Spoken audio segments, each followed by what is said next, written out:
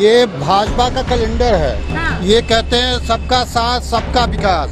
इसमें देखिए सभी लोगों के त्योहारों की छुट्टियां दी गई हैं। हिंदू मुसलमानों का ईद बकरीद जो भी त्योहार है सभी छुट्टियां नाराज हैं। अच्छा। मैं योगी आदित्यनाथ से ये कहना चाहता हूँ कि उन्होंने एक कहा है कि होली और दीपावली में फ्री सिलेंडर देंगे। क्या ईद बकरीद बाकी त्योहारों में मुसलमानों इस प्रदेश के नागरिक नहीं है, इस देश के नागरिक नहीं है। मैं खासकर भाजपा को चाहता हूं कि इस कैलेंडर में मुसलमानों के त्योहार क्यों काटे गए, ऐसा भेदभाव क्यों होता है? क्या वो धर्म पर मुसलमान इस देश के नागरिक नहीं है? 2 रुपए की साइकिल में हवा भराते हैं और गन साइकिल से चलते हैं। अच्छा। यही है, कमल नहीं खिलाएंगे। बस साइकिल अब की बारी है। हाँ। बस निकल गई। योगी जी की गर्मी निकल गई भाई, जी कैसे निकल गई गर्मी। बताइए, आप लोग बताइए 10 मार्च को क्या होने वाला है? अखिलेश की सरकार आ रही है। अखिलेश की सरकार। आप लोग बताइए। द लाइव टीवी, सच सबसे आगे। नमस्कार, द लाइव टीवी देख रहे हैं आप और मैं आपके साथ प्राची पांडे। दोस्तों, छठे चरण के चुनाव में कुछ घंटे बाकी हैं। ऐसे में सबसे बड़ा सवाल ये है कि यूपी में योगी सरकार बनेगी या फिर योगी सरकार। सवाल ये भी है कि 10 मार्च को गर्मी निकलेगी या फिर भर्ती निकलने वाली है। सवाल इस बात पर भी किया जाएगा कि इस बार मुद्दे बेरोजगारी, महंगाई जैसे मुद्दों पर वोट किए जाएंगे या फिर राष्ट्रवाद के मुद्दे पर लोग वोट करने वाले। इन्हीं सवालों के साथ अभी जब चुनाव होने वाले हैं उसके कुछ घंटे पहले हमारे साथ तमाम जनता है, उनसे बात करके जानते हैं कि इस बार किन मुद्दों को ध्यान में रख करके वोट करने वाले हैं आप लोग। सबसे पहला सवाल सर आपसे ही है। देखिए, मुद्दे की बात करें तो महंगाई बहुत चरम सीमा पर है। इस वक्त अगर हमारे घर में गैस खत्म होती है, अगर हमारी वाइफ या हमारी बहन कहती है अगर हम जिम्मेदार हैं, अगर घर चलाने वाले हैं, अगर हमारी वाइफ या हमारी बहन या हमारी कोई भी कहता है घर में कि गैस खत्म हो गई, तो सबसे पहले हम लोग का खून सूख जाता है कि 1000 की गैस अब लेने जाएंगे। तेल खत्म हो गया है, 180-200 रुपये लीटर हम तेल लेने जाएंगे। तो यानी महंगाई तो चलिए मुद्दा है, लेकिन योगी जी कहते हैं कि इस बार सारी चीजों को साइड करके आप राष्ट्रवाद के मुद्दे पर वोट करें। तो राष्ट्रवाद का क्या मुद्दा है? राष्ट्रवाद ये है कि अब हिंदू मुस्लिम चला रहे हैं, तो इसमें क्या राष्ट्रवाद है बताइए? सिर्फ राष्ट्रवाद में क्या सिर्फ हिंदू है या सिर्फ मुस्लिम है? क्या आप लोग समझते हैं जब कोई राष्ट्रवाद की बात करता है तो सबसे पहले दिमाग में क्या आता है? भाजपा का नाम आता है क्या? हाँ, भाजपा का तो नाम आएगा ही आएगा, इसलिए कि राष्ट्रवाद वही चला ही रही है। हम और आप चलाते तो जाहिर सी बात इनका भी नाम आता, तो जिसका जो पैटर्न है उसी का सट से दिमाग में आएगा जी। और भी लोग हमारे साथ जुड़े, उनसे भी बात करेंगे। मैं बात करना चाहता हूँ। हाँ, बताइए। ये भाजपा का कैलेंडर है। हाँ। ये कहते हैं सबका साथ सबका विकास। इसमें देखिए सभी लोगों के त्योहारों की छुट्टियां दी गई हैं। हिंदू मुसलमानों का ईद बकरीद जो भी त्योहार है सभी छुट्टियां नाराज हैं। अच्छा। मैं योगी आदित्यनाथ से ये कहना चाहता हूँ कि उन्होंने एक कहा है कि होली और दीपावली में फ्री सिलेंडर देंगे। क्या ईद बकरीद बाकी त्योहारों में मुसलमानों इस प्रदेश के नागरिक नहीं है, इस देश के नागरिक नहीं है। मैं खासकर भाजपा को चाहता हूं कि इस कैलेंडर में मुसलमानों के त्योहार क्यों काटे गए, ऐसा भेदभाव क्यों होता है? क्या वो धर्म पर मुसलमान इस देश के नागरिक नहीं है? ये मैं आपको दिखा देती हूँ। ये कैलेंडर है जो कि भाजपा द्वारा निकाला गया है और इस कैलेंडर में जो खास बात ये है कि इसमें आप देख सकते हैं जनवरी में लोहड़ी है, मकर संक्रांति है, गणतंत्र दिवस है, फरवरी में बसंत पंचमी है, गुरु रविदास जयंती, ये तमाम चीजें जो है। इसके अलावा आप अगर बात करिए अगस्त में, तो अगस्त में रक्षाबंधन, स्वतंत्रता दिवस, जन्माष्टमी, गणेश चतुर्थी, लेकिन कहीं से कहीं तक न रमजान का जिक्र है, न ईद का जिक्र है और न ही मुसलमानों के बकरीद का जिक्र है इस कैलेंडर में। यानी एक तरीके से इसको साफ कहा जा सकता है कि कहीं न कहीं तुष्टीकरण की जो राजनीति है उसे लेकर के भाजपा सरकार इस बार भी 2022 के चुनाव में भी जनता को लुभाना चाहती है। भाई साहब, आप ये बताइए कि योगी जी कह रहे हैं राष्ट्रवाद के मुद्दे पर वोट करिए। राष्ट्रवाद कुछ नहीं है, केवल भाजपा राष्ट्रवाद का सर्टिफिकेट भेजती है। जो भाजपा में रहते हैं वो राष्ट्रवादी होते हैं, बाकी जितने भी पार्टियां छोड़ लिए, समाजवादी जितने हिंदू, वो राष्ट्रवाद नहीं है। केवल समाजवाद, परिवारवाद करती है। कुछ नहीं, इनके यहाँ परिवारवाद नहीं है। सभी पार्टियों में क्या राजनाथ सिंह के लड़के चुनाव नहीं लड़ रहे हैं? स्वाति सिंह जो थे उनके लड़के उनको नहीं लड़ रहे हैं? सभी लोग लड़ रहे हैं। कहने की बात है कि ये इनके पास प्रजा एक तंत्र है जिसके पीछे लग जाए। एक राहुल गांधी को कहते पप्पू। मोदी जी BA करके MA किए हैं। यूपी में 12 पास करके लड़के अब इंटर में प्रवेश करेंगे। यही तो इनकी शिक्षा नीति है। बताइए, आपने शिक्षा नीति की बात की है, लोग ये भी कह रहे हैं कि शिक्षा नीति पर कोई काम नहीं हुआ है, शिक्षा को लेकर के उत्तर प्रदेश में कोई काम नहीं हुआ है। सर इनका शिक्षा यही है, शिक्षा पढ़ाई करो, में बीएड करके पकौड़ा तलो, शिक्षा करके रिक्शा चलाओ। शिक्षा लोगों को शिक्षा नहीं दे रही है, लोग रिक्शा दे रहे हैं कि लोग रिक्शा चलाए, बस यही इनका। हम आत्मनिर्भर बना देंगे लोगों को, इस तरह के रोजगार देंगे, आत्मनिर्भर बना देंगे। आत्मनिर्भर नहीं बना रहे हैं, उनके पार्टी के जो पार्टी के पदाधिकारी जो नेता वो आत्मनिर्भर होते, जनता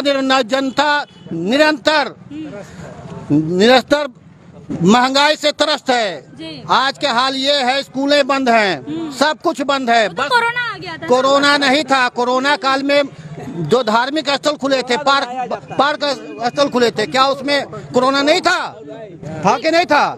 दोहरी नीति के चलते ही ये। मेरा ये सवाल और भी लोगों से, सर क्या लग रहा है इस बार अभी कुछ ही घंटों में चुनाव होने वाले हैं, किन मुद्दों को ध्यान में रखिए? हम 2 रुपए की साइकिल में हवा भराते हैं और गन साइकिल से चलते हैं। अच्छा। यही है, कमल नहीं खिलाएंगे? बस साइकिल अब की पारी है। हाँ। बस क्यों कमल नहीं खेलने वाला? क्यों? बहुत मुश्किल है, गर्मी निकलने वाली है कह रहे हैं योगी निकल जी। गई।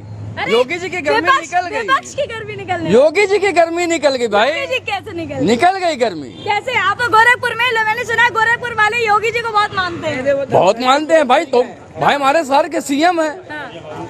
मानते काम तो भी सब अच्छा हैं। लगता है उनका कि नहीं? काम तो किया काम नहीं कोई किया? अच्छा नहीं लगता, काम कोई नहीं अच्छा लगता, काम नहीं ठीक करा। कोई बिल्कुल नहीं, तो जो क्योंकि वो बात- पक्षपात की बात करते हैं ना, एक समुदाय के लेके बात करते हैं। अरे हम सब देश के नागरिक, हम सब की बात करना चाहिए ना। आप खाली कहते हो। वो तो कहते हैं ना सबका साथ, साइकिल सबका है। विकास। अभी आपको अभी एक साहब ने आपको कैलेंडर दिखाया ना, कैसे सबका विकास हुआ, सबका साथ हुआ, ये आप बताइए हमको। ठीक है, आप बताइए सर क्या कह रहे हैं? हम साइकिल चलाते हैं, 2 रुपए की हवा भराते हैं, गन गन चलती है आपको हमारी। साइकिल चलाने में 2 रुपए की हवा भरानी पड़ेगी। कमल का फूल तो ऐसे ही खिल जाता है। बेकार है, मुरझा गया है, खुशबू नहीं है। हाँ, ठीक है, युवा भी हमारे साथ है। भैया क्या लग रहा है किन मुद्दों पे इस बार वोट करने वाले? अखिलेश यादव जिंदाबाद। अखिलेश यादव जिंदाबाद। किन मुद्दों पर? मुद्दे तो बताओ। मुद्दे पे की हाँ? 300 यूनिट भी। कौन बोल रहा है बताइए? हाँ सर आइए आइए। अच्छा चलिए आप भी बताइए, अच्छा किन मुद्दों पर इस बार आप लोग वोट करने वाले हैं? मुद्दा महंगाई है, महंगाई है, बेरोजगारी है। और अगर अखिलेश यादव ने बोला कि हम 300 यूनिट बिजली फ्री देंगे, हाँ। वो भी एक मुद्दा है। ये कहते हैं कि समाजवादी सरकार जैसे ही आती है गुंडागर्दी बढ़ जाती है। ये तो देखिए नैरेटिव बनाया जाता है, गुंडागर्दी अभी कम है क्या? ये नैरेटिव है। अच्छा आप बताइए, आप कुछ कहना चाहते हैं? युवा हैं बताइए। हाँ भाई, अखिलेश के सपोर्टर है, मतलब अखिलेश यादव हमारे अखिलेश सीएम, यादव को support अखिलेश है। भैया हमारे सीएम साहब बहुत कुछ कर रहे हैं, किए भी हैं अपने, मतलब किए हैं क्या, मतलब देखिए 100 नंबर एम्स के लिए जमीन, दुनिया भर की चीज तो उन्होंने ठीक है, कर रही ये भी है। कहा जाता है कि जैसे ही चुनाव आता है, करीब आता है, वैसे ही सबसे ज्यादा जिस बात पे चर्चा होने लगती है वो है राष्ट्रवाद, राष्ट्र की सुरक्षा, पाकिस्तान, इस तरह की बातें जो है वो लगातार सुर्खियों में आने लगती हैं। अभी अमित शाह ने भी कहा कि हमारे राज्य में गोले बनने लगे हैं पाकिस्तान को भगाने के लिए, तो उसको लेके क्या कहिएगा आप लोग? आप बताइए, राष्ट्रीय सुरक्षा कुछ मिली है? नहीं मिली? नहीं मिली। भैया जी एकदम बोल ही नहीं रहे, क्या हो गया आपको? बोलने की अब क्या बचा है? अब क्या बचा है कि बोला सही जाए? बात है, बिल्कुल। कल क्या बचा है कि बोला जाए, बताइए। जब हम लोग खुद ऑलरेडी इस राष्ट्र में है, इस देश में है, इस देश की रक्षा हम लोग खुद कर रहे हैं, तो उसमें राष्ट्रवाद कहाँ से आ गया? तो क्या हम लोग विदेशी भाग के आए हुए हैं क्या यहाँ? जमहूरियत का देश है, हाँ? जमहूरियत का देश है, यहाँ कोई राष्ट्रवाद नहीं चलेगा। 80-20 इस बार होने वाला है। 80% लोग हमको वोट करेंगे। ये सब जो है जुमलेबाजी है, ऐसा कुछ नहीं है। हाँ, ऐसा कुछ नहीं है। अच्छा, चलिए किस मुद्दे पर वोट करने वाले हैं? हाँ? पिछली बार 2017 में आप लोगों ने, मुझे लगता है मुसलमानों ने भी भाजपा सरकार को सपोर्ट नहीं, किया। ऐसा कुछ नहीं है, ये ऐसा कुछ नहीं है, ऐसा कुछ नहीं है। संविधान का सम्मान करते हुए हम लोग जो है उसकी सुरक्षा के लिए हम लोग वोट करेंगे। कि संविधान हमारा जो है, इंडियन कॉन्स्टिट्यूशन जो बनाया गया है, संविधान को क्षति पहुंचा रही है भाजपा सरकार। ये एकदम पहुंचाने की पूरी इनकी वही राष्ट्रवाद कहाँ से आ गया जब जमहूरियत है? यहाँ जमहूरियत है ना, हर वर्ग के लोग रहते हैं, हिंदू मुस्लिम सिख ईसाई पारसी जैन सब रहते हैं, कहाँ से राष्ट्रवाद आ गया यहाँ?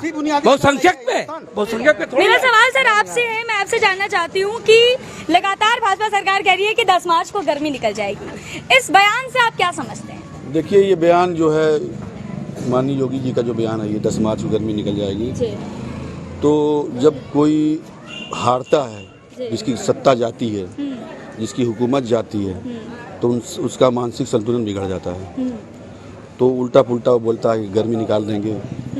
तो गर्मी तो शायद हमारे ख्याल से यूपी की जनता उनकी निकाल देगी। अच्छा, जी। क्या होने वाला है भैया बताइए, आप लोग बताइए 10 मार्च को क्या होने वाला है? अखिलेश की सरकार आ रही है। अखिलेश की सरकार, आप लोग बताइए। अखिलेश आप भी बता दीजिए सर। देखिए जो यूपी की आवाम है, सभी समाज के लोग इसके अंदर हैं। खास तौर से ये माना जाता है कि समाजवादी पार्टी के साथ मुस्लिम समाज के लोग ज़्यादा हैं, लेकिन इस वक्त जो है हमारे ख्याल से उत्तर प्रदेश की जनता बहुत सोच समझ कर वोट करने जा रही है और ऐसी शक्तियों को सत्ता से हटाने जा रही है जो सांप्रदायिकता की बात करते हैं, जो पाकिस्तान की बात करते हैं, इस इलेक्शन में कब्रिस्तान की बात करते हैं, शमशान की बात करते हैं। तो इस परिस्थितियों में जनता अच्छी भली बात समझ चुकी है कि हमें करना क्या है। और इस प्रदेश में बेरोजगारी चरम सीमा पर है, किसान परेशान है, नौजवान परेशान है, व्यापारी परेशान है और यहाँ तक कि रोजगार नहीं मिल रहा है। जो युवक एमए कर चुके हैं, जो युवक जो है बीएड कर चुके हैं, जो सारे पढ़े लिखे समाज के जो नौजवान लड़के हैं वो रोजगार ढूंढ रहे हैं, उनको रोजगार मिल नहीं रहा है। रोजगार देगा कौन?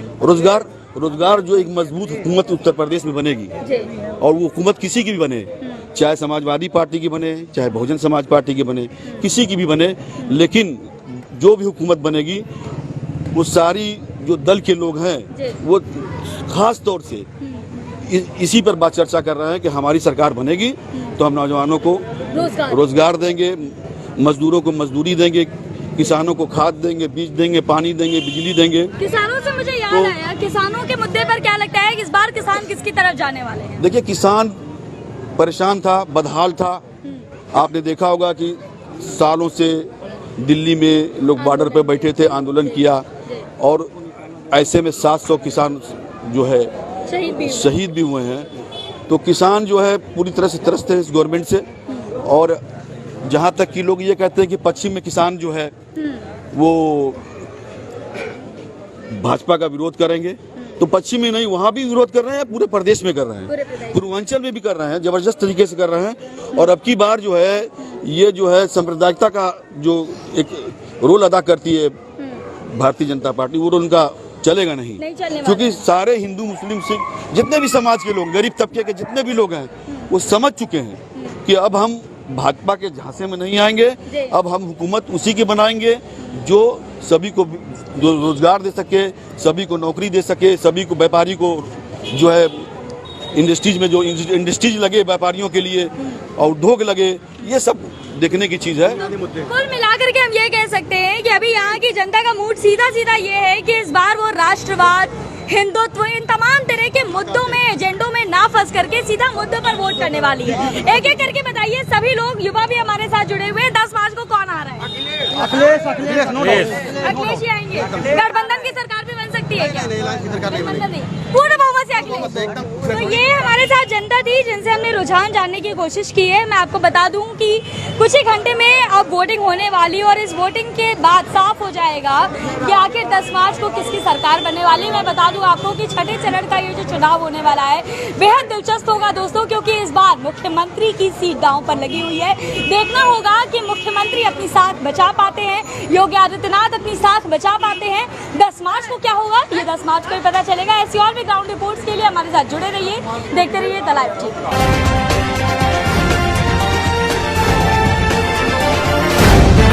द लाइव टीवी, सच सबसे आगे।